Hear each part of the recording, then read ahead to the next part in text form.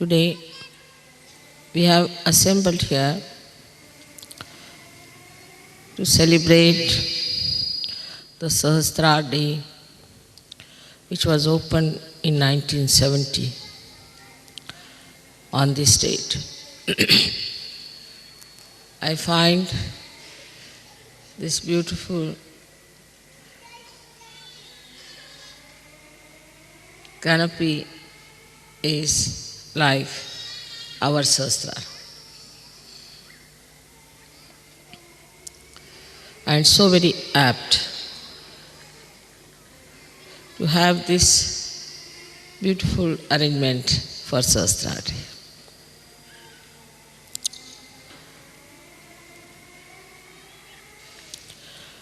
We have to understand what happens when the Sahasrara opens.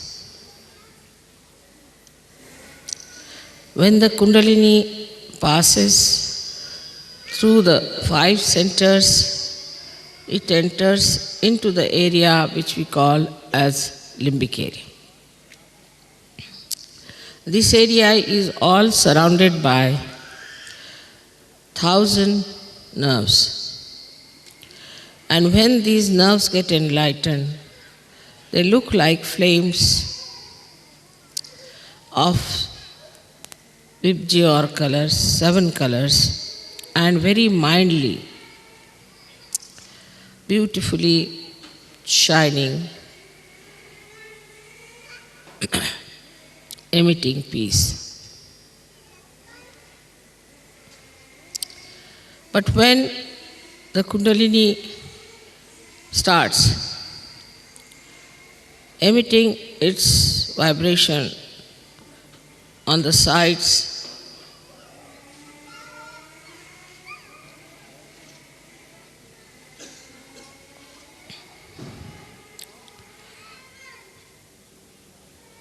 all these nerves get enlightened gradually and start moving on all directions, opening the Sahasrara. And then the Kundalini, what's this noise about? Emerges out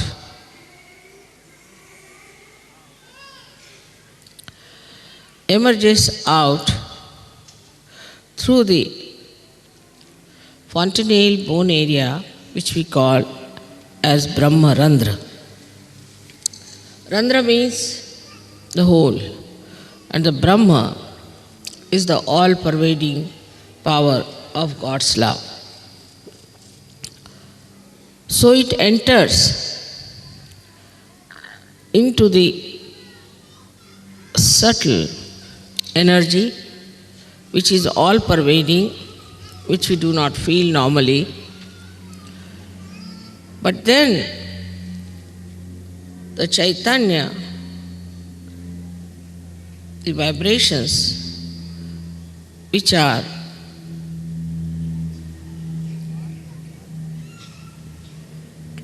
the part and parcel of this energy, all-pervading power, the Parama Chaitanya, they start entering into our brain and showering their blessings in the limbic area they assemble.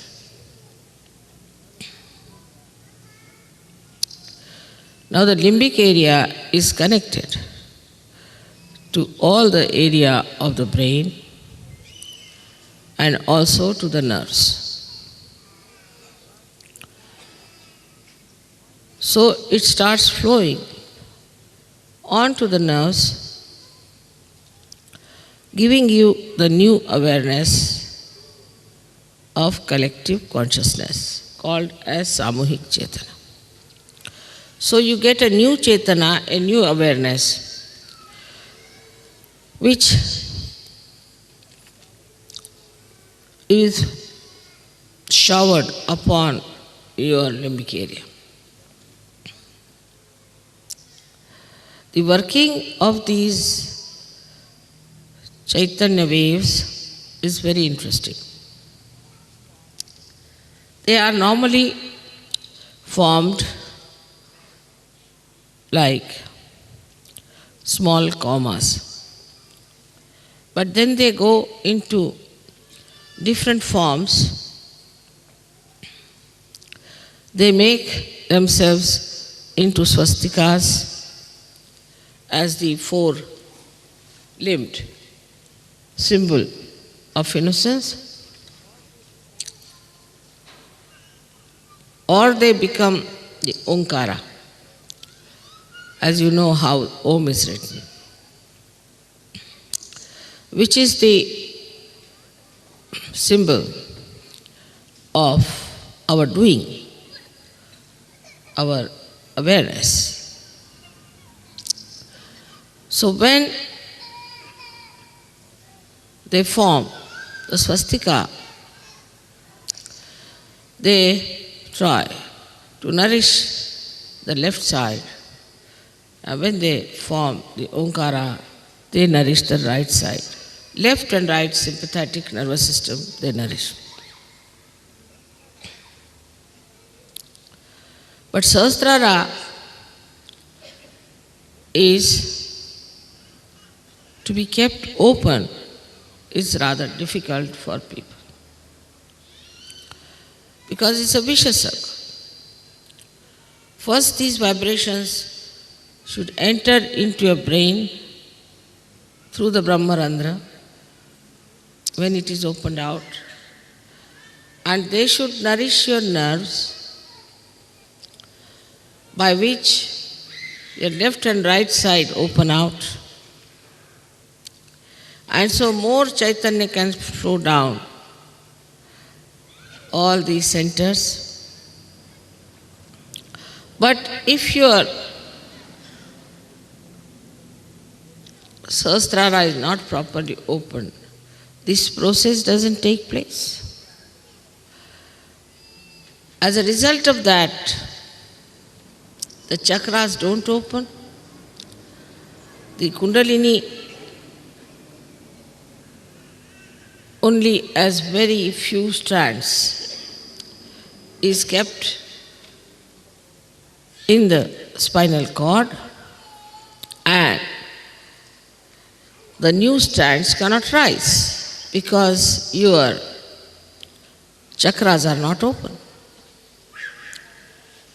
So in Sahaja Yoga, it is very important to keep your Sahasrara open. Otherwise, there's a vicious circle. To keep the Sahasrara open is in a way very easy as well as difficult. As you have known in the Devi Mahatmya, that at Sahasrare, Mahamaya comes. She is a Mahamaya. Not easy to recognize her, not easy to know her. She lives just like you. She moves just like you. And you can never make out her real nature. She is in the form of Mahamaya.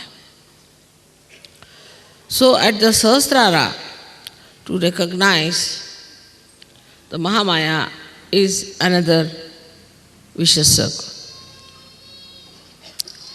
You may say that why should it be Mahamaya? Should have been better as starkingly some other form. But any other form could not have worked out Sahaja Yoga in modern times. Because people would have been frightened and upset. And they would never have taken to Sahaja Yoga because they had no discretion already within them to know what is right, what is wrong. That is why it had to be in the Mahamaya form. In the Mahamaya form, you have to recognize. This is another test. Because Mahamaya you cannot recognize, while you have to recognize. But in Sahaja Yoga, you have seen so many photographs which should convince you people mentally about this Mahamaya Swarupa. You can see mentally, you can understand there's something very different. Even when I came to Napoli, the policemen and everybody was given a photograph, and they all recognized that there's something very different. They all wanted to shake hands with me. This is one way. Another way is that you start seeing the blessings and you start seeing how you become so progressively better materially, physically, emotionally, and spiritually. Still on a mental level, most of the people recognize. But unless and until it is recognized in the heart, it's no recognition. Already the heart is surrounded by 7 auras of the 7 chakras. And the spirit, the Atma, resides in the heart. As it is on top of your head here, resides the God Almighty Sadashiva. So when Kundalini touches that point, your spirit gets awakened and the light of the spirit starts spreading. And it starts acting on your central nervous system, because automatically the vibrations, the Chaitanya flow into your brain, who enlighten your nerves. But still, the recognition on the heart is not there.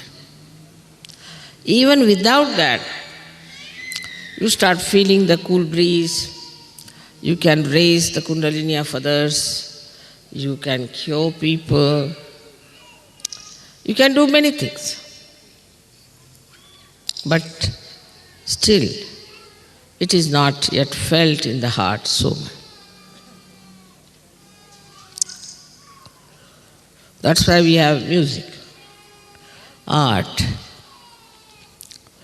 All these things start opening your heart. But still it is not recognition, because recognition is a mental activity of the heart. How can heart have a mental activity? This is another problem you all can face, and I know that. That recognition, if it is a mental activity of the heart, how do we do it? Say, if you are a Christian, born in a Christian family, as soon as I say the photograph of Christ, immediately you feel it's Christ, something, yeah. Or if you are a Hindu, if you see the photograph of Sri Rama, immediately you know it's Sri Ram. You see, that's a kind of a thing, recognition in the heart. But the recognition of somebody living with you is very, very difficult. And you live on the cusp of your mental activities only. But to go deep down into your heart, what should we do? People tell me. Mother, how should we get into our heart? How this mental activity can be performed through the heart? Now you must remember that heart is absolutely connected with brain. Absolutely connected. It's not disconnected thing. If it was, it would not have worked. When heart fails, after some time, brain also fails. The whole body goes out of order.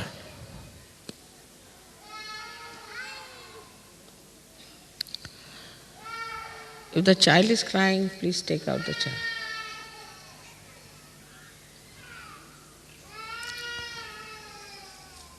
Better take out the child. Something wrong with the child if the child is crying.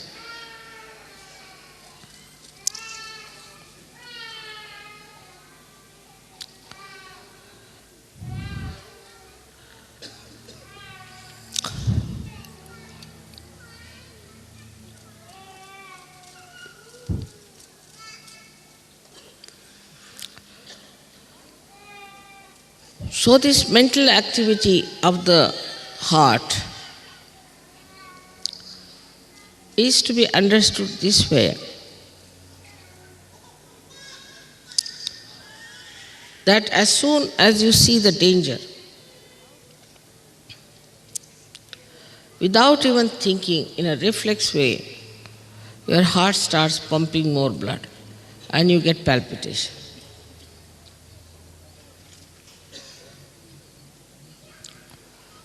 You don't have to think, there's no mental activity. Just you see, supposing a tiger standing before you, immediately the heart will start pumping. It's a reflex action. Now, how this activity takes place, one may say, is that because it is built in within you, that as soon as you see some emergency, your sympathetic nervous system goes into activity. And you start feeling the fear, you start feeling that there should be some protection, that you should do something about it. But you do not think, you just run. You run as fast as possible. Don't think about it, what I should do, where I should run, just you go on running. Away from the danger. And how do you do that? Because it is built in within you, all this, in your brain, that as soon as the heart starts pumping too much blood, it should just make the legs work and the hands work and you should run. Or we can say it is in the central nervous system, built in. The fear. Any reaction, any response like that is built in within you. But the response to the spirituality is not yet manifested. It is manifested. It is all built, no doubt. But it is not yet manifested. And how will it manifest? That's what people ask me, Mother, how will it manifest? Through your past, you have learned that you have to be afraid of this, you have to be afraid of that. Also in this lifetime, you have learned many things. For a child may put his hand to the candle, won't be frightened. But a grown-up will, because an experience. With the experience, gradually you built in that reaction of reflex within you so that you try to save yourself. Now, what experience you should have to build that in your heart is the point. And the experience is of your own divinity, of your own spirituality.